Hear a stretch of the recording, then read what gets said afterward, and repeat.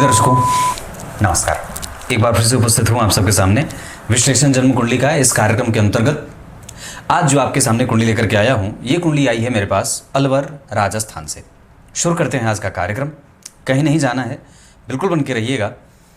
ये कुंडली धनु लग्न की बनी है। मैं पंचांग अभी थोड़ी देर मतलब मुश्किल से 5 मिनट के बाद आपको पंचांग पे लेके आऊँगा। पहले कुंडली की ग्रहस्थिति बता देता हूँ। धनु लग्न की कुंडली में जहाँ योग कारक ग्रह होते हैं मंगल, सूर्य और स्वयं देवगुरु बृहस्पति। इस धनु लग्न की कुंडली में शनि देव धन और तीसरे भाव के स्वामी होते हैं और सामान्य ग्रह के रूप में अपने आप को परिभाषित करते हैं। इस कुंडली के लिए सप्तम भाव और दशम भाव के अधिपति होकर के बुध देव बाधकेश की भूमिका में होते हैं। मतलब व्यक्ति को अपनी दशा में बाधाओं से दिन बिताना पड़ता है, बाधाओं के साथ आगे बढ़ना पड़ता है। शुक्रदेव इस कुंडली के लिए 6वें भाव के साथ साथ 11वें भाव के अधिपति होते हैं, जो इस कुंडली के लिए शुभग्रह नैसर्गिक रूप से होते हुए भी इस धनु लग्न की कुंडली के लिए अपनी परिभाषा बदलते हैं और पापग्रह हो जाते हैं। मैंने इस पे एक कार्यक्रम बनाया था कि कोई भी ग्रह कैटेगराइजेशन में गुरु, शुक्र, बुध और चंद्रमा को शुभग्रह कहा गया।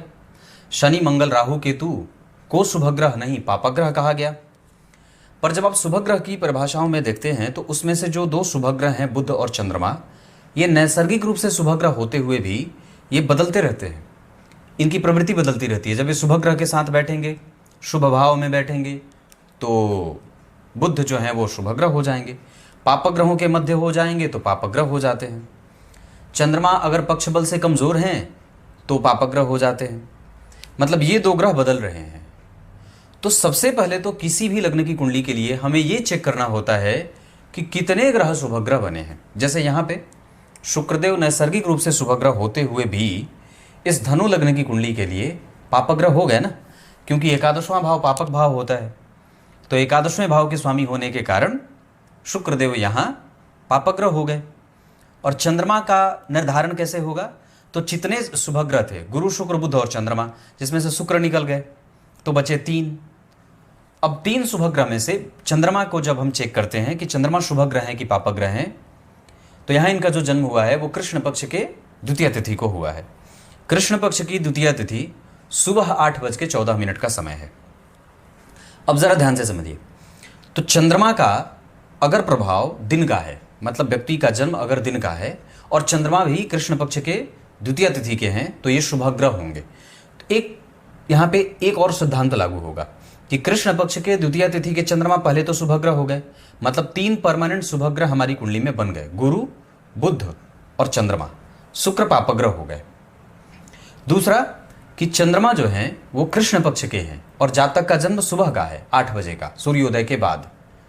तो कृष्ण पक्ष में दिन का जन्म हो तो जातक अपने जीवन को लाभान्वित करने वाला होता है या उसका जीवन उसे लाभ देने वाला होता है, क्योंकि सिद्धांत यही है कि कृष्ण पक्ष में दिन का जन्म उत्तम माना जाता है और शुक्ल पक्ष में रात्रि का जन्म उत्तम माना जाता है।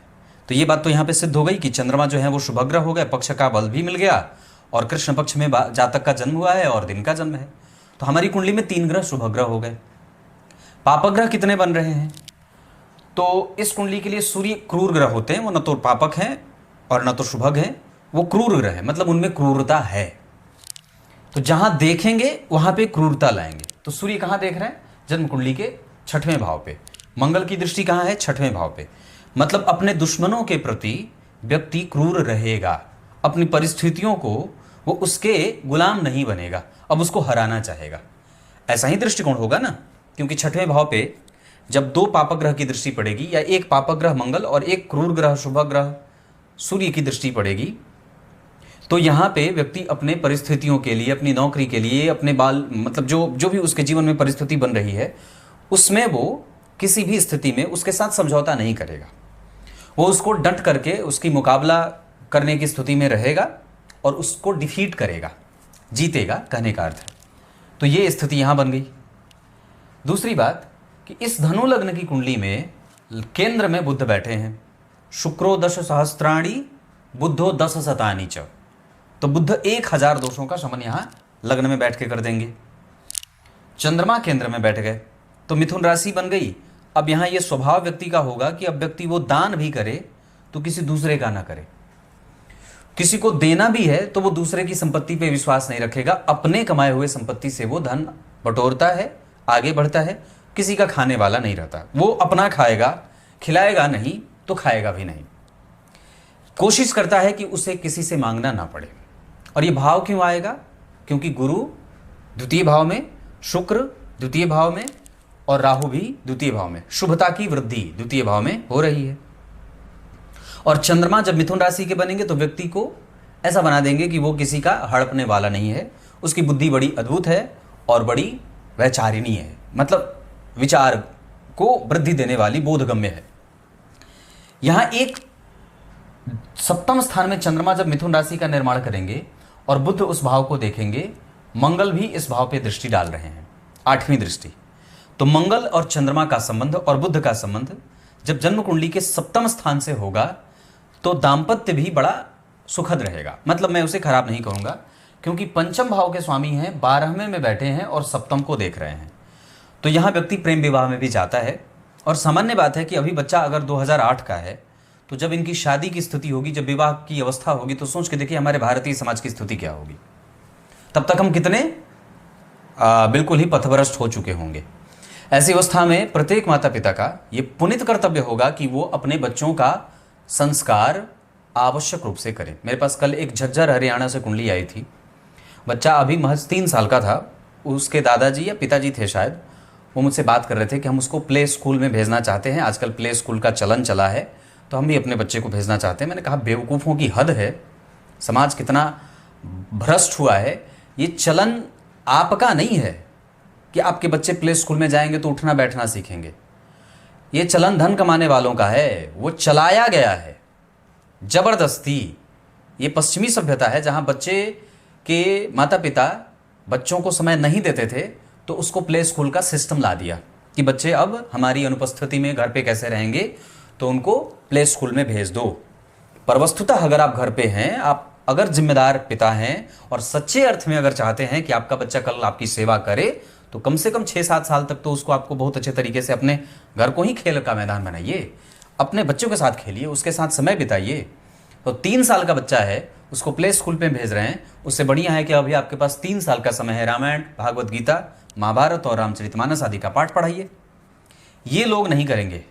ठीक वही हालत जो हमारे यहाँ भारतीय समाज में, जो हमारे भारत के साथ खाने के खाद्य तेल पे हुआ था। हमारे यहाँ रिफाइन खूब इस्तेमाल होता है, लोग करते हैं, जबकि हमारे यहाँ के लोग देसी घी का इस्तेमाल करते थे। तो बाहरी लोगों के प्रभाव में आकर के हमने अपने घर में ऑलिव ऑयल लाया, रिफाइंड तेल लाया, पता नहीं कौन कौन सा तेल ला दिया, रसोई को बर्बाद कर दिया। इसका फल ये हुआ कि हमारी गाय माता हमसे दूर हो गई और बाहर जाकर के वो दरवाजे के मुख से हमारे दरवाजे पे खड़ी होकर के आंसू बहा रही हैं कि मैं तुम्हारे घर में थी तो तुम्हें घी देती थी, शुद्ध घी। अब क्या हुआ पड़ा है लोगों को, पता नहीं कैंसर हो रहा है, तो डायबिटीज हो रहा है, तो शुगर बढ़ा है, तो बीपी हुआ है, तो पता नहीं क्या डिमडम सारा हो गया। तो इसी तरीके से आपके बच्चे जो आज प्ले स्कूल में जा रहे हैं, वो कल को आपको बाहर रखेंगे और आपको घर के चबूतरे पे रहना पड़ेगा और वो घर के अंदर रहेंगे। मेरी बात बिल्कुल सत्य है, और अगर ऐसा नहीं होगा तो मेरे मुंह पे जूते मार देना। आप लोग अपने बच्चों के साथ ये काम कम से कम तो मत करिए। उसको प्ले स्कूल में भेजने की कोई आवश्यकता नहीं है। वो प्ले स्कूल खोलने और बनाने का, पैसा कमाने का तरीका है जो हमारे यहाँ का कभी नहीं था, विदेशी है। तो कम से कम इतने विदेशी बनने की कोई आवश्यकता नहीं है। ये किसी दूसरे की बात थी, मैं यहाँ बोल गया, पर सबको समझने के लायक है। यहाँ पे हमें हमारे बच्चे को कम से कम इतना संस्कार बेहतर देना है, क्योंकि केंद्र में गुरु और सूर्य दोनों ही नहीं है। और सिद्धांत कहता है ज्योतिष का कि केंद्र में अगर गुरु और सूर्य नहीं है और त्रिकोण में भी नहीं है, जैसे कि नहीं है, यहाँ भी नहीं है, यहाँ भी नहीं है, तो जब बच्चे की कुंडली के केंद्र में और त्रिकोण में गुरु और सूर्य जैसे दो परम प्रतापी आध्यात्मिक चिंतक ग्रह, नैतिकीय तत्वों के जिम्मेदार ग्रह अगर कुंडली के केंद्र में नहीं हो, तो हमें हमारे बच्चों पे तीखी दृष्टि रखनी चाहिए, और अगर बन पड़े तो कभी कभी हंटर भी घुमाना चाहिए। क्योंकि अब यही समय होगा जब हम अपने बच्चे को बहुत मजबूत संस्कार दे सके। अब वो समय नहीं रहा जब हमारी तरह आप अपने बच्चे को पीट सकते हैं, मतलब जिस तरीके से मेरे पिताजी ने मुझे पीटा था, अब हम वैसे नहीं रहे कि हम अपने बच्चे को वैसे पीट सकते हैं। पर पर्यावरण और वातावरण जैसा है उसके आधार पर हम कम से कम उसे पूर्णतया उस पर दृष्टि तो डाल ही सकते हैं। तो कहने का अर्थ है कि यहाँ पे इस बच्चे की कुंडली में गुरु और सूर्य दोनों 12वें हैं। ऊर्जा जो है वो बाहर बैठी है। सूर्य और मंगल ऊर्जा के कारक हैं। अगर वो 12वें चले जाएंगे तो व्यक्ति के ऊर्जा में कमजोरी होगी। अब वो उसमें जील, साहस, उत्साह, पराक्रम, दम लगा करके काम करने का प्रभाव और बहुत सॉफ्ट नेचर, संतुलन बनाना, जो एक आत्मविश्वास का भाव है, स्वाभिमान होना, स्वाभिमानी, वो अब चीज़ें दूर जा रही हैं। तो मतलब हमें अपने बच्चों में इन सभी चीज़ों को बढ़ोतरी में देखना है और देना है अपने तरीके से। तो मेरे कहने का यहाँ पे अर्थ होगा कि हमें इस बच्चे के नैतिकीय तत्वों में किसी भी प्रकार की कोई कमजोरी ना हो, इसका ध्यान देना हो। और ये दबाव हमेशा रहेगा, ये दबाव आपके ऊपर हमेशा रहेगा। तो यहाँ पे ये बात मैंने कही। अब यहाँ मैं रोक करके आपको इनकी कुंडली के पंचांग से आपका परिचय करा दूं। जन्म होता है मार्गशीर्ष माह में, दक्षिणायन जन्म है, इस वजह से पाप ग्रहों का प्रभाव कुंडली में बढ़ जाता है। मतलब अब जो शनि और मंगल हैं, राहु और केतु हैं, इनका प्रभाव अब कुंडली में बहुत मजबूती से लागू होगा, क्योंकि दक्षिणायन में सारे के सारे पापक ग्रह बली हो जाते हैं। और जब उनका बल बढ़ेगा तो व्यक्ति में, अब समझ जाइए कि पापक प्रभाव बढ़ेगा। ईर्ष्या, द्वेष, छल, कपट, मोह, मात्सर्य, आलस्य, प्रमाद, कुंठा, ये जो सारी चीज़ें हैं ये थोड़ी थोड़ी बढ़ जाती हैं। मतलब इनका ग्राफ बढ़ता जाता है। तो इस हिसाब से हमें अपने नेचर में, अपने बच्चे के नेचर में शुभ लक्षण दिखें, शुभ प्रभाव दिखे, शुभ कृत्य में उसका जो मन है। क्यों ऐसा मैं कह रहा हूं, एक दूसरा कारण है। अब जरा कुंडली के समझिएगा अर्थ को, कि धर्म भाव के अधिपति 12 में बैठ गए। भाग्य भाव के स्वामी जो धर्म के भी अधिपति हैं वो 12 में बैठ गए, तो भाग्य भंग योग हो गया। और सिद्धांत क्या कहा है कि सूर्य और बुध का अपने उच्च की राशि में भी होकर के 12वें भाव में बैठना बिल्कुल अनिष्ट करता है, वो ठीक नहीं होता। वो अपनी दशाओं में भी व्यक्ति को नेत्रों से, सर दर्द से, बीपी शुगर से, पैरों से, हड्डियों से, अर्थराइटिस, ब्रोंकाइटिस, पता नहीं जितनी भी चीज़ें होती हैं ये सब होते हैं। तो मेरे कहने का अर्थ होगा कि हमें हमारी कुंडली के सूर्य तो पहले ही भाग्य भंग योग लगा के बैठे हैं, और इस कुंडली में यहाँ भाग्य पे कौन बैठा है, इस कुंडली के सामान्य ग्रह। क्योंकि मैंने जो पूर्व में बात कही कि धनु लग्न की कुंडली के लिए शुक्र और शनि देव जो होते हैं वो सामान्य ग्रह के रूप में अपने आप को परिभाषित करते हैं। तो सामान्य ग्रह जब एक असामान्य भाव, ये बहुत ही असामान्य भाव है, मतलब ये बहुत उच्चतम स्तर का भाव है, ये त्रिकोण का सबसे मजबूत भाव है, ये केंद्र का सबसे मजबूत भाव है। तो जब एक सामान्य ग्रह आपकी कुंडली का जो है शनि, वो जब एक असामान्य भाव में बैठेगा तो उस भाव के असामान्य के गुण जो हैं, जो एकदम बिल्कुल ही बहुत ही सपाट है, बड़ा उदार है, बड़ा धर्म है, बड़ा चिंतन है, बड़ी उच्च शिक्षा है, बड़ी डिग्रियां हैं, माता पिता का सुख है, माता पिता का कम्युनिकेशन है, माता का सुख पिता का सुख है, माता और पिता को तीर्थों से ज़्यादा बढ़ करके उसकी सेवा है, तो उसमें वो सामान्यतया कमजोरी ला देगा या उसको सामान्य बनाने की पूरी कोशिश करेगा। मतलब माता की सेवा सामान्य, पिता के साथ कम्युनिकेशन सामान्य, उच्च शिक्षा सामान्य, दान सामान्य। कई बार अगर उसमें शत्रुता देखें तो और कम हो जाए। क्यों कम हो जाए? क्योंकि यहाँ के अधिपति भी 12 में हैं। तो कुंडली वस्तुतः वीडियो विश्लेषण का जो मेरा अर्थ होता है कि मैं आपको आपसे मिलाऊं कि मेरे अंदर ये कमजोरी है जो कई बार जातक स्वयं नहीं जान पाता है। मतलब हमारे ग्रह जो हमारी कुंडली में हमारे जन्म के समय पे आकाश में किसी खास स्थिति में बैठे थे, वो हमारे नेचर को कैसे प्रभावित कर रहे थे, हमारे व्यवहार में उन्होंने कैसी प्रतिकूलता और अनुकूलता दी है। तो ये जो डिफ्रेंसिएशन बना है वो ये बना रहे हैं कि एक वक्त पे आने के बाद आप में माता और पिता के सेवा भाव, उनकी शुश्रूषा, उनके साथ कम्युनिकेशन, उनका उपभोग, उनका सुख, इन सभी चीज़ों में थोड़ी निचोड़ करके कमजोरी मिल सकती है। जैसे नींबू तो इतना बड़ा है पर रस नोचा तो थोड़ा कम है ना। बहुत कम ऐसे संतरे हैं जिसमें भरपूर रस मिल जाए। तो हमें यहाँ पे भाग्य भाव के स्वामी के 12वें जाने के कारण अपने जीवन में सदैव धर्म रखना है। धर्म कैसे? ग्रंथों का अध्ययन, दान, बड़े बुजुर्ग की सेवा, अपनी संस्कार और संस्कृति का पालन, उनकी सेवा करना, वृक्षारोपण, गाय की सेवा, जितना ज़्यादा हो सके अपने तीर्थ का दर्शन, उनको आगे बढ़ाने के लिए उनमें दान करना, ब्राह्मणों की सेवा, ग्रंथों की सेवा, ब्राह्मणों का पूजा, ब्राह्मणों की आराधना, माता पिता की पूजा, माता पिता की सेवा, उनकी आज्ञा का पालन। मृत्यु के बाद उनके लिए पिंडदान करना, है ना, ऐसा मैंने कहा था कई वो पिंडदान वाले कार्यक्रम में बताया था कि जीवितो वाक्य करणात् क्षयाहे भूरि भोजनात्, है ना। तो क्षय के बाद ब्राह्मणों को भोजन कराना, माता पिता की मृत्यु के बाद ब्राह्मण को भोजन कराना, और गया पिंड प्रदानेन, गया जाकर के पिंडदान करना। तो अगर ये नहीं होगा तो ये कुंडली डिप्रेस हो जाएगी, कमजोर हो जाएगी, क्योंकि पहले ही भाग्य के स्वामी कमजोर हैं। 12वें सूर्य का जाना ठीक नहीं होता और मंगल भी 12 में बैठे हैं। तो इस अवस्था में हमें कई बार हम बार बार काम करने की सोच तो रहे हैं, पर वो एनर्जी नहीं है, वो इनिशियल स्टेप लेने की ताकत, शक्ति जो है वो कमजोर है। इस हिसाब से हमें अपने आप को ट्रेन करना है कि हमारी कुंडली ही हमारी कमजोरी बता सकती है। कोई ऐसा व्यक्ति नहीं है जो मेरी कमजोरी से मेरा सामना करा सके। तो वो कौन करा सकता है? वो आपकी कुंडली करा सकती है। ये बताएगी कि आपको एक्चुअली आपके जीवन में किस तरीके की समस्या भविष्य में हो सकती है, आप किस तरीके से अपनी प्रवृत्ति बदल सकते हैं और आप कहां पे गलती कर सकते हैं। धन इस कुंडली का बहुत अच्छा है, क्योंकि शुक्र वैसे भी ये धनु लग्न की कुंडली है। अभी मुश्किल से 3 से 5 दिन पहले मैंने एक कार्यक्रम बनाया था, 3 से 5 दिन पहले नहीं, भोग और ऐश्वर्य के कारक शुक्रदेव किस भाव में बैठे हैं आपकी कुंडली में। और उसके ठीक पहले एक मैंने कार्यक्रम बनाया था कि किस भाव में शुक्र का बैठना अच्छा परिणाम देता है। ऐसा ही था कुछ, अब देख लेंगे 3 से 4 दिन पहले का कार्यक्रम, कि अगर शुक्रदेव पुरुष की कुंडली है और सम संख्या की राशि में बैठे हैं तो ये बहुत अच्छे परिणाम देते हैं। और खास करके जब राहु के साथ बैठ जाएंगे तब तो कहना ही नहीं है। नहीं, शुक्रदेव यहाँ पे, हाँ शुक्र यहीं बैठे हैं, है ना, ये शनिदेव है। तो अगर यहाँ पे शुक्रदेव पुरुष की कुंडली है, सम संख्या की राशि में बैठ गए, राहु के साथ बैठ गए, लग्नेश के साथ बैठ गए, तो इस कुंडली का जो सबसे बलवान भाव हो गया वो ये हो गया, मतलब धन क्षेत्र। तो ये जो क्षेत्र है द्वितीय भाव, ये आपके पिता का क्षेत्र है, पिता का धन, क्योंकि ये पिता की बुद्धि और ये पैतृक संपत्ति का विचार यहां से किया जाता है। और इस भाव के स्वामी जो पैतृक संपत्ति का सुख है, किसी भी भाव से चौथे उसका सुख देखा जाता है।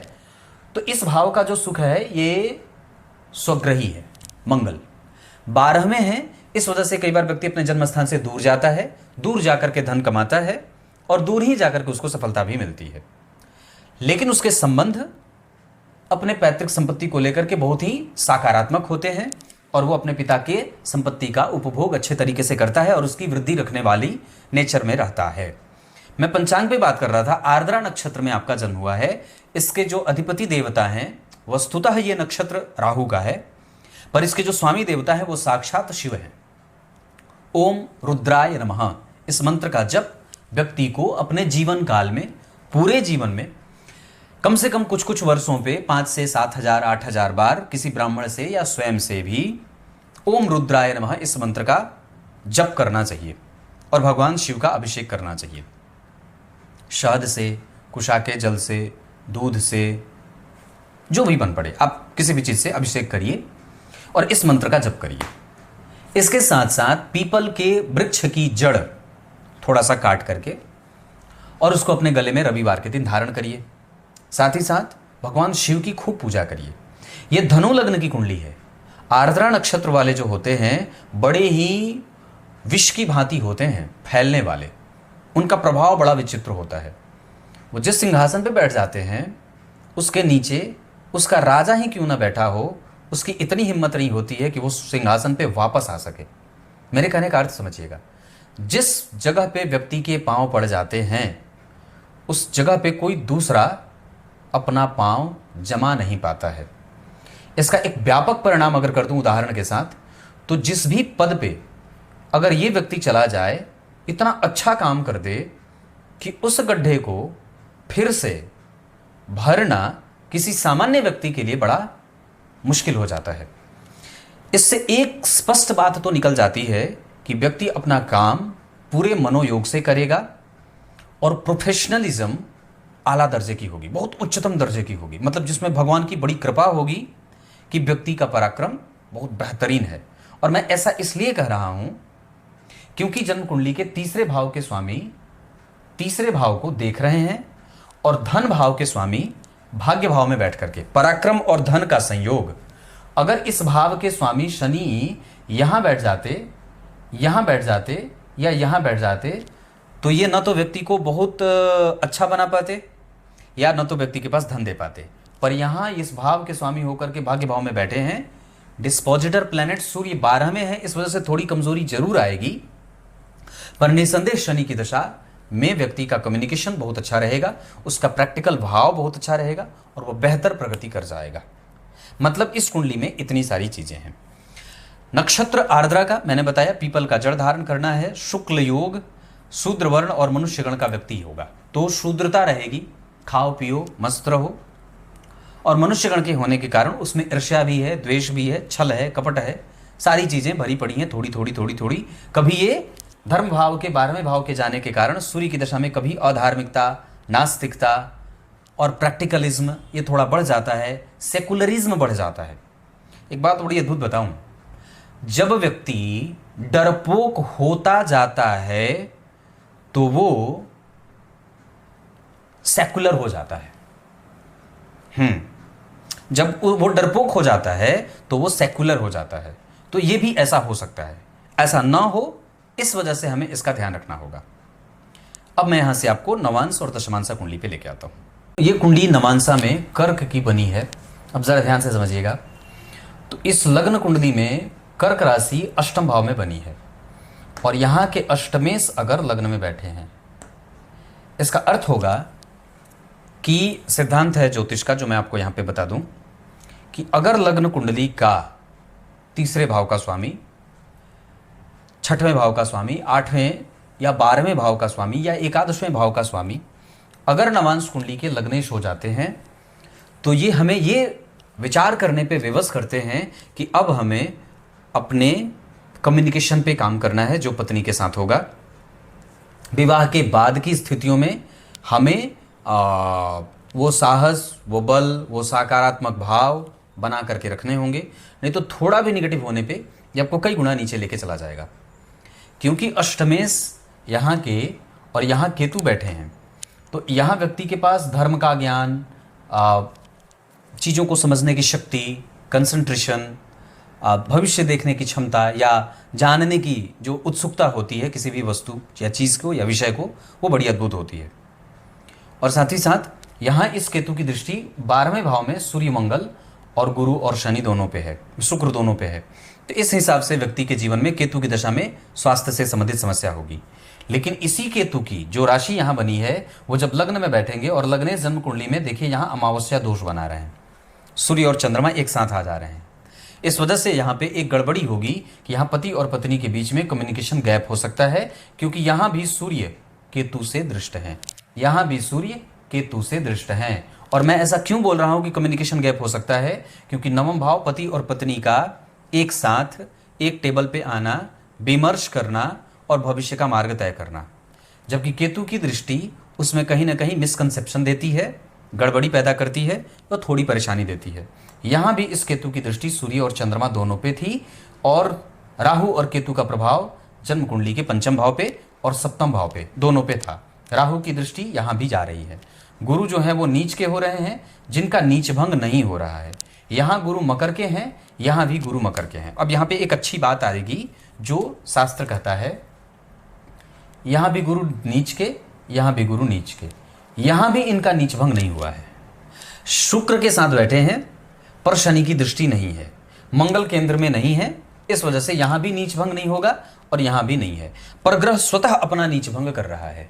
तो ग्रह अपना स्वतः नीच भंग कैसे करेगा, इस पे मैं आपको बता दूं कि अगर ग्रह वर्गोत्तम है, मतलब यहाँ भी 10 नंबर में बैठा, यहाँ भी 10 नंबर में बैठा, तो ग्रह के वर्गोत्तम हो जाने के कारण वो ग्रह अपनी दशा काल में व्यक्ति को संघर्ष से ही सही पर उसको सफलता दे देता है, परिस्थितियों को लेकर के सकारात्मक भाव देता है, परिस्थितियों को समझने की शक्ति देता है, साथ ही साथ धन कमाने में जीवटता, उस स्थिति को समझने का पूरा जो एक गेस्चर होता है वो बहुत बढ़िया है।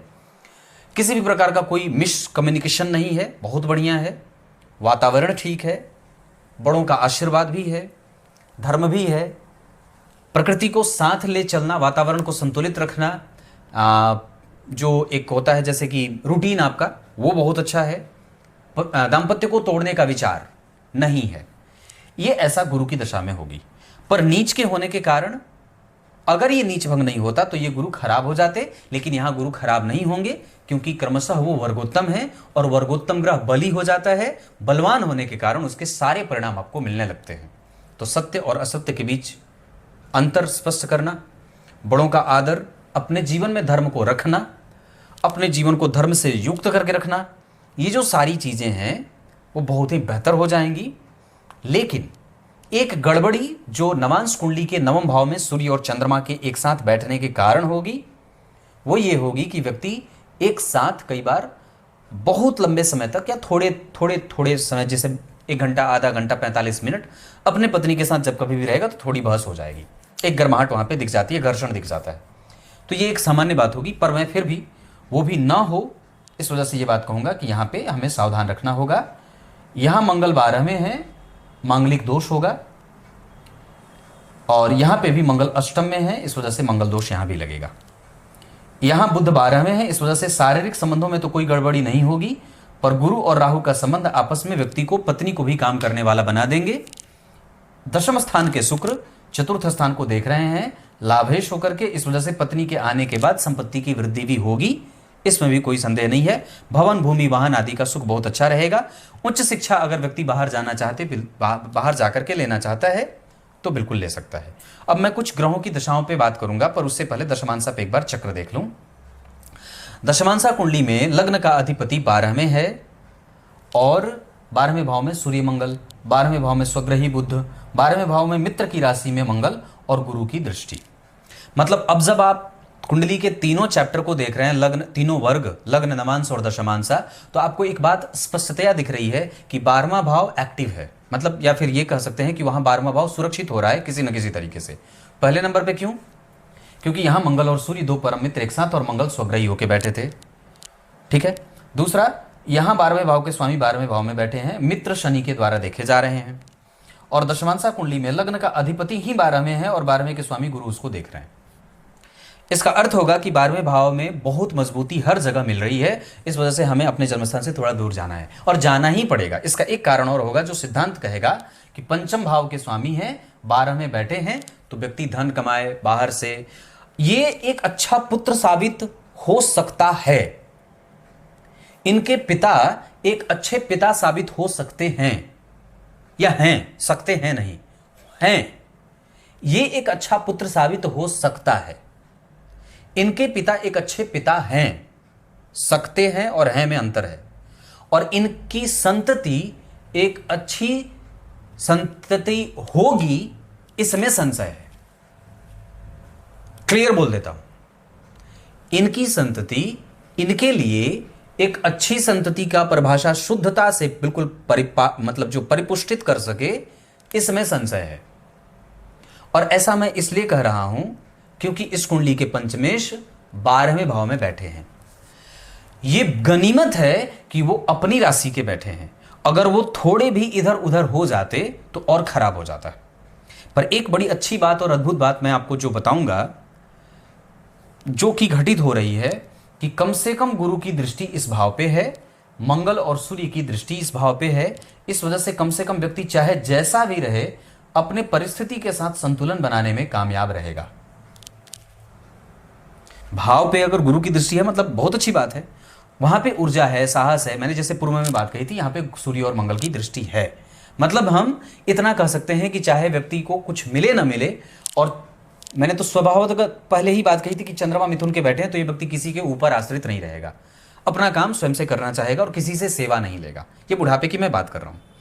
दूसरी बात है, अभी मैंने कुछ दिन पहले एक कार्यक्रम बनाया था जिसमें ये बात कही थी अपने उस चैनल पे, नकुल पाराशर वाले पे, कि जन्म कुंडली के नवम, दशम, एकादशवां और 12वां, ये 4 भाव वृद्धावस्था कैसी जाएगी ये बताते हैं। तो जरा सोच के देखिए, यहां शनि बैठ गए पापग्रह शत्रु की राशि में, यहां के अधिपति शत्रु की राशि में, यहां के अधिपति जन्म कुंडली में राहु केतु, हालांकि ये ठीक है, कोई बात नहीं है, पर यहाँ 12वें भाव में सूर्य मंगल, 12वें भाव में, एकादशवें भाव में, 10वें भाव में और 9वें भाव में अगर पापग्रह और क्रूर ग्रह बैठे हैं, चाहे वो भले स्वग्रही क्यों ना हो, पर फिर भी हमें बुढ़ापे को लेकर के संशय मिल जाता है, या ये कह सकते हैं कि हमें बुढ़ापे को लेकर के काफ़ी एक्टिव होना पड़ता है। पूर्व से ही हमें म्यूचुअल फंड, विदेशी निवेश या जो भी बात बन पड़े, आप भविष्य को कैसे सुरक्षित रख सकते हैं, आप अच्छे मुझसे जानते हैं, तो धर्म करके या किसी भी तरीके से अगर भविष्य में आज से, अगर ये 2008 के हैं तो 50 साल बाद अगर आप भविष्य कुछ देख सकते हैं कि कैसा होगा, जैसा कि मैं जानता हूं कि कैसा होगा, तो उसके लिए हमें अभी से अपने आप को तैयार करना होगा कि भविष्य में बुढ़ापे में हमें किसी दूसरे के ऊपर आश्रित ना होना पड़े। मतलब हमें बहुत संतुलित होकर के अपने बच्चों के साथ संबंध रखने होंगे। ये बात बहुत सावधानी से। दशमांशा कुंडली ठीक है, और मैं समझता हूं कि अगर सबसे अच्छी जो वर्ग चार्ट की स्थिति मैं समझ रहा हूं तो लग्न कुंडली तो बहुत अच्छी बनी है। लग्न कुंडली का दूसरा भाव बहुत अच्छा बना है, छठा भाव बहुत अच्छा बना है, कमजोर भाव नवम भाव बन रहा है, चतुर्थ स्थान भी कम से कम काफी हद तक ठीक बैठा है। वहां माता पिता से सुख, जमीन से सुख, भवन भूमि वाहन, मातृभूमि का सुख, कृतज्ञता वगैरह में कोई कमजोरी नहीं है, पर व्यक्ति को कृतज्ञ हमेशा बने रहना होगा। इसका दबाव उसके ऊपर काम करेगा कि जिसके लिए आपने को जो कुछ किया है आप उसके लिए सदैव तत्पर रहें। नवमांसा कुंडली में उच्च के सूर्य का लग्न में बैठना पर पाप कर्त्री बनना ये ठीक नहीं होता है। इस कारण से कई बार हमारे कर्म क्षेत्र में थोड़ी बहुत परेशानी रहती है, लेकिन एक बात मैं पक्के तौर पे कह सकता हूं कि व्यक्ति अपने कारोबार को लेकर के 100% संतुष्ट रहेगा, इसमें कोई दिक्कत नहीं है। आप चाहें तो एनर्जी के क्षेत्र में काम कर सकते हैं, टेक्नोलॉजी के क्षेत्र में काम कर सकते हैं, फर्नीचर के क्षेत्र में काम कर सकते हैं, इंपोर्ट एक्सपोर्ट के क्षेत्र में काम कर सकते हैं, डॉक्टरी और इंजीनियरिंग और आईटी सेक्टर में काम कर सकते हैं। ये 8 क्षेत्र आपके लिए बहुत अच्छे बने हैं। इसमें से जो चुनना चाहते हैं आप चुन सकते हैं। इसके अतिरिक्त अगर मैं बात कर दूं तो आपकी कुंडली के एकादशवें भाव पे शनि की दृष्टि है और एकादशवें भाव के स्वामी द्वितीय भाव में बैठे हैं। साथ ही साथ ये गुरु जन्म कुंडली में लग्न पे, लाभ पे और तृतीय भाव पे दृष्टि जा रही है, जहां पे लग्न पे उनकी अच्छी खासी दृष्टि है। इस वजह से मैं समझता हूं कि व्यक्ति के विवाह को बचाने की पूरी कोशिश करेंगे।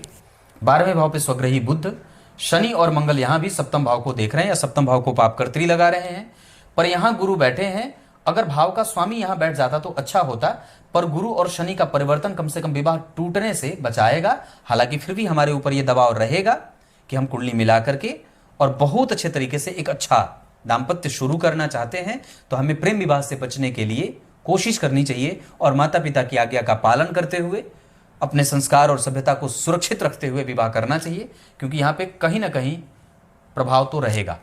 शनि और मंगल पापकर्त्री में है, यहाँ पे शनि और मंगल का पापकर्त्री है। हम दो चीज़ों को लेकर के कभी भी बिल्कुल ही अंधे नहीं हो सकते। एक पहला दाम्पत्य और दूसरा करियर का नेचर, करियर के प्रति हमारा जो दृष्टिकोण है, हमारा जो आलस्य है, हमारा जो प्रभाव है, इसको लेकर के विशेषतया 2026 के अगस्त तक अभी हमें बहुत सावधान होना होगा। ये सबसे टफ टाइम एक तरीके से चल सकता है, जहां आपकी बुद्धि कई बार भ्रमित होती है, भविष्य को देख नहीं पाती है, और साथ ही साथ कई बार हमारे दिमाग में जो विचार बनते हैं वो बहुत ही ज़्यादा फंक्शनल बेसिस पे उतने मजबूत नहीं हैं। उसमें परिवर्तन बार बार हो रहा है, वो बार बार बदल रहा है, कभी ये कभी वो, कभी ये कभी वो।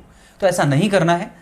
आपको मैंने जितने क्षेत्र बताए हैं, इसके अतिरिक्त भी अगर आप कोई क्षेत्र लेते हैं तो आपको अपने करियर में निश्चित रूप से सदैव थोड़े बहुत दबाव के साथ गुजरना होगा। थोड़ी संकरी वो गली बनी हुई है, मतलब कहने का ये सपाट नहीं है, चाकि आप पूरे मजबूती से नहीं चल सकते, थोड़े से जो है वो उसका रास्ता कमज़ोर है, क्योंकि यहाँ पे सूर्य बैठे हैं। आपको सफल तो होना ही है, पर उसके साथ संघर्ष ये शनि और मंगल दे रहे हैं। मतलब करियर पे हमें फोकस लगातार बनाना है, आलस्य नहीं करना है, नहीं तो ये कंफ्यूज करने में भी देर नहीं करेंगे।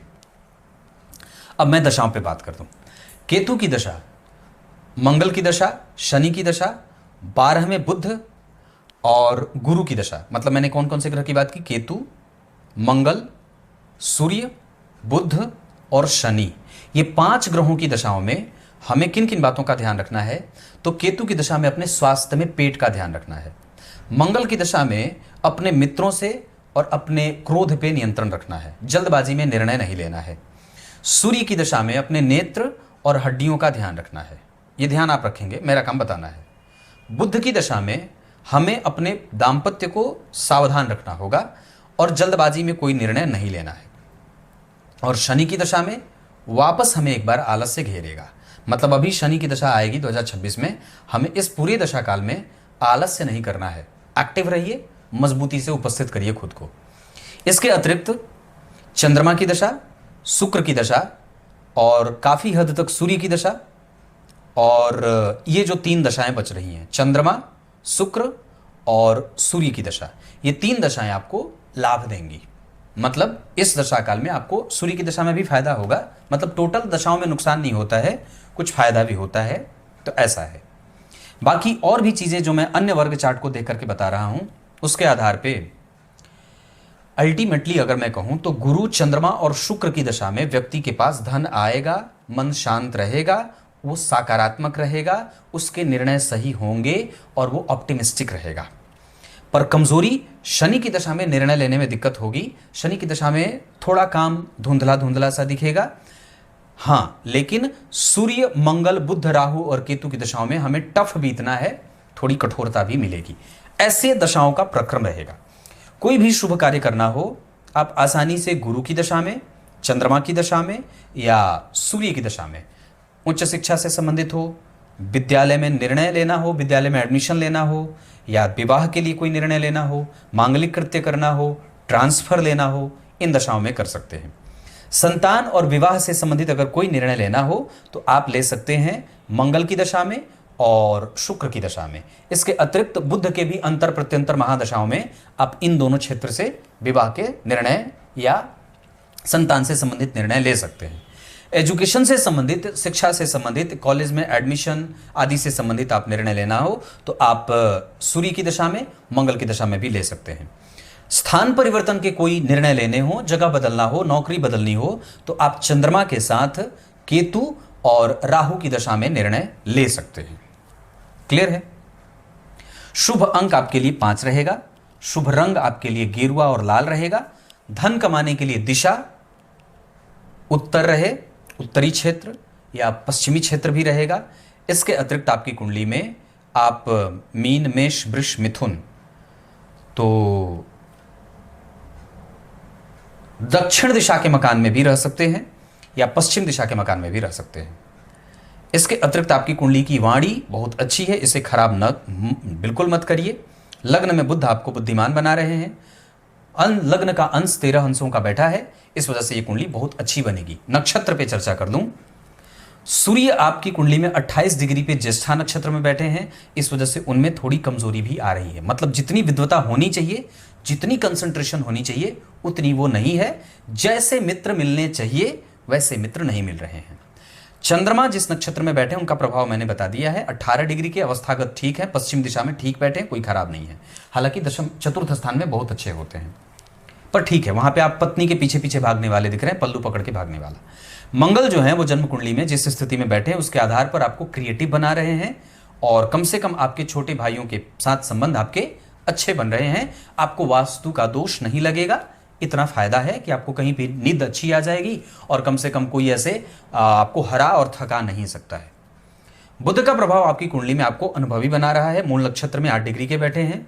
गुरु का प्रभाव आपकी कुंडली में उत्तराषाढ़ा में बैठे हैं। इस अवस्था में आपको वो प्रतिक्रिया देने वाला और एक पॉजिटिव रिस्पॉन्स क्रिएट करने वाला बना रहे हैं, जहां व्यक्ति किसी भी चीज को लेकर के बहुत ज्यादा डलनेस नहीं फील करता है या उसमें सकारात्मक या पॉजिटिव अप्रोच रखता है। शुक्र का प्रभाव आपकी कुंडली में आपको इमोशनल बना रहा है, खर्चीला बना रहा है।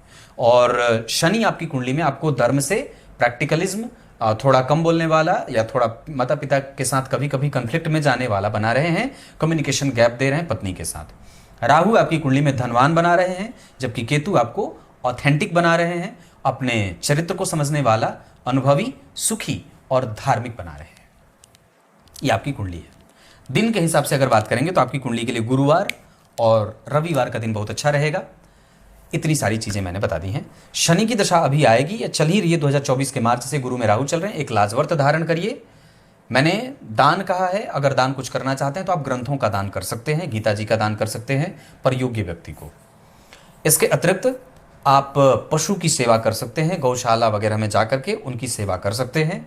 मंदिर का प्रत्येक दिन दर्शन करना है और ये आपको अगर नहीं करेंगे तो बिल्कुल पतन में ले जाकर के गिरा देगी, ये मैं गारंटी देता हूं। मांसाहार का सेवन इस कुंडली के लिए जहर से भी ज्यादा नुकसान होगा। शराब, गुटखा, पान, तंबाकू, बीड़ी, सिगरेट इसके योग न बने नहीं है, पर फिर भी सावधान होना होगा। एक बात और कहता हूं, जन्म कुंडली के 6वें भाव पे मंगल और शनि और गुरु सब देख रहे हैं।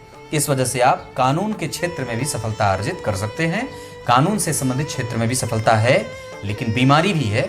शनि और मंगल जब एक साथ जन्म कुंडली के 6वें भाव को देख लेते हैं तो कई बार वो लंबी बीमारी दे देते हैं। इस वजह से बहुत ही संतुलित होकर के जीना होगा। तब तक के लिए बहुत बहुत नमस्कार।